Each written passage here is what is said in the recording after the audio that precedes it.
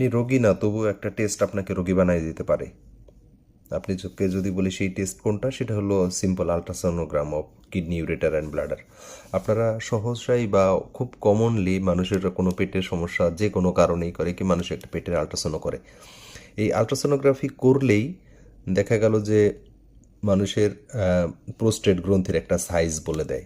এটা স্বাভাবিক বয়সে, মানে ধরেন ইয়ং বয়সে এটার সাইজ সাধারণত 20 গ্রামের মতো থাকে। আর বয়সের সাথে সাথে পুরুষের যে টেস্টোস্টেরন হরমোনের সাথে সাথে এই হরমোন প্রোস্টেট সাইজও আস্তে আস্তে বাড়তে থাকে। এই প্রোস্টেট সাইজ যে বড় হয়, এটা মানে কি বলে, একটা one kind of ageing process, মানে বয়স বাড়লে এটা বাড়ে, একই নিয়মে বাড়তে থাকে। সুতরাং এটা বড় হওয়া মানে কিন্তু কোনো অসুখ না। প্রচুর প্রচুর রোগী প্রতিদিন ডাক্তারের কাছে ভিজিট করে যে তার প্রোস্টেট গ্রন্থি বড় হয়ে গেছে। আরে ভাই, বড় হয়ে গেছে এটা তো বয়সের দোষ, এটা কোনো অসুস্থতা না। আপনাকে দেখতে হবে এই বড় হওয়ার জন্য আপনার শরীরের কি কি সমস্যা হচ্ছে। এটার জন্য কি আপনার প্রস্রাব আটকে গেছে, আপনার প্রস্রাব করতে কষ্ট হচ্ছে, প্রস্রাবের সাথে রক্ত গেছে কিডনিতে বা প্রস্রাবের থলিতে, এটার জন্য কোনো পাথর হয়েছে, বারবার ইনফেকশন হচ্ছে, এরকম যদি কোনো সমস্যা হয় তাহলে ধরে নেবেন যে প্রোস্টেট গ্রন্থি আপনাকে সমস্যা করতেছে, দেন আপনার চিকিৎসা লাগবে। সেরকম কিছু করলো না, প্রোস্টেট গ্রন্থি খেলে আলট্রাসোনোগ্রাফিতে বড় বললো, সেইটাই আপনার জন্য রোগ না। এখানে একটা সত্য সবসময় মনে রাখবেন যে big prostate may not cause obstruction, মানে প্রোস্টেট বড় হইলেই তার রাস্তা ব্লক করবে এরকম বলা যায় না। আবার অনেক সময় ছোট প্রোস্টেটও প্রস্রাবের রাস্তা ব্লক করতে পারে। এই সহজ জিনিসটা একটু মনে রাখতে হবে। সুতরাং এই আলট্রাসোনোগ্রাফি অফ কিউবিট একটা বিশাল ধরনের স্ক্যাম হিসেবে কাজ করে বাংলাদেশে। যে দেখা গেল যে একটা ছোট্ট সমস্যা যেটা আসলে চাইলেই সনোলজিস্ট ইগনোর করতে পারে, বা সেটাকে অনেক বেশি হাইলাইট করে দিয়ে রোগীকে, মানে যে রোগ নাই তাকে একটা রোগী বানাইয়া দেয়। এটা খুব কম অহরহ হচ্ছে, আশা করি সবাই বুঝতে পারে। আলট্রাসোনোগ্রাফি অফ কিউবির আর একটা বড় স্ক্যাম হলো পোস্টভয়েডাল রেসিডিউ বা পিভিআর।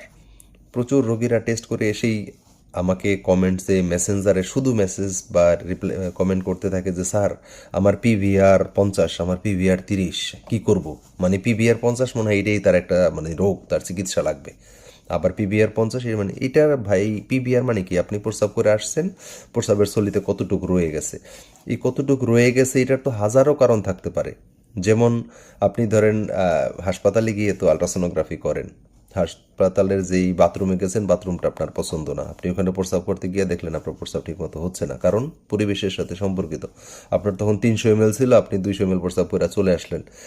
তখন আবার আলট্রাসোনোগ্রাফি করে সোনোলজিস্ট বললো হ্যাঁ হ্যাঁ আপনার তো 100 ml রয়ে গেছে, তার মানে কি আপনি রোগী? নো, আপনি যখন বাসায় গিয়া করবেন তখন 300 ml এর 300 ml খালি করে ফেলতে পারবেন, কিন্তু ওই টেস্টের মধ্যে কিন্তু আপনাকে একটা রোগী সিল মেরা দিল। অথবা এমন হলো যে দেখা গেল যে আপনি টেস্ট করার আগে বলে অনেক বেশি পানি খান, তো অনেক বেশি পানি খাইতে খাইতে আপনার প্রস্রাবের চাপ চলে আসছে, মানে একদম 500-600 ml জমে গেছে। যার 500-600 ml প্রস্রাব জমে যায়, সে প্রস্রাব করতে গেলে অনেক সময় দেখা গেল 100 ml এমনি রয়ে যেতে পারে, এটা কোনো দোষ না। সুতরাং এইটা টেস্ট করে যদি বলে যে হ্যাঁ আপনার 100 ml রইলো কেন, মনে হয় আপনার রোগ আছে বা বাধা আছে, সবসময় এটা তা মিন করে না। আরেকটা সবচেয়ে বড় সমস্যা হলো, যেটা বাংলাদেশে আমরা যেটা খুব কমনলি পাই, সেটা হলো যে রোগীকে বললো আপনি ইউরোফ্লোমেট্রি টেস্ট করেন বা প্রস্রাব করে আসেন, প্রস্রাব করে আসার পরে দেখা গেল যে আরও 2জন রোগী আগে সিরিয়াল দিয়ে দাঁড়ায় আছে। এতে কি হয় যে ওই যে রোগীটা বাইরে অপেক্ষা করে পোস্টভয়েডাল রেসিডিউ আবার দেখার জন্য, এর মাঝখানে দেখা গেল 15 মিনিট, 20 মিনিট, আধা ঘন্টা, 1 ঘন্টা পর্যন্ত চলে যায়। কিডনি তো প্রত্যেক মিনিটে প্রস্রাব তৈরি করতেই আছে, সে তো আর বন্ধ করে রাখে নাই। বলা হয় যে স্বাভাবিক অবস্থায় প্রত্যেক মিনিটে 1 ml করে ইউরিন তৈরি হয়, আর যখন আপনি টেস্ট করার জন্য আগে বেশি করে পানি খাইছেন, প্রত্যেক মিনিটে মিনিটে তখন দেখা গেল যে 2-3 ml করে ইউরিন তৈরি হয়। এভাবে যদি আপনি 50 মিনিট দেরি করেন, আপনার 100-150 ml জমে যাবে। সুতরাং এই নতুন ইউরিন যেগুলো জমা হইল আর আপনি যেগুলো রেখে আসছেন, এগুলো যখন একসাথে প্রস্রাবের থলিতে আবার গিয়া আলট্রাসোনোগ্রাফি মেশিনে দেখে, তখনই বলে হায় হ্যাঁ আপনার এত ইউরিন কেন, মনে হয় অসুস্থতা বা রোগ আছে। আসলে এগুলো কিচ্ছু না। বেশিরভাগ ক্ষেত্রেই দেখা গেল যে তার স্বাভাবিক কন্ডিশনটা পোস্টভয়েডাল রেসিডিউটাই অস্বাভাবিক আকারে প্রেজেন্ট করে। এটা বোঝার জন্য সবচেয়ে সহজ উপায় হলো যে আমরা সিঙ্গাপুরে যেটা করি, যে রোগী যখন ইউরোফ্লোমেট্রি করে, রোগী অনেক সময় স্ট্রেস থাকে, মেশিনের মধ্যে প্রস্রাব করতে গিয়ে সে ঠিক মতো নাও করতে পারে। রোগীকে আমি বলি যে আপনি একটু রেস্ট নেন, আপনি নর্মাল টয়লেটে গিয়ে আবার প্রস্রাব করেন, কইরার সাথে সাথে আইসা করবেন, সাথে সাথে আমি চেক করবো, সেটা হলো আইডিয়াল। এটা সবার জানা উচিত। সবাই ভালো থাকবেন। আসসালামু আলাইকুম রহমতুল্লাহ।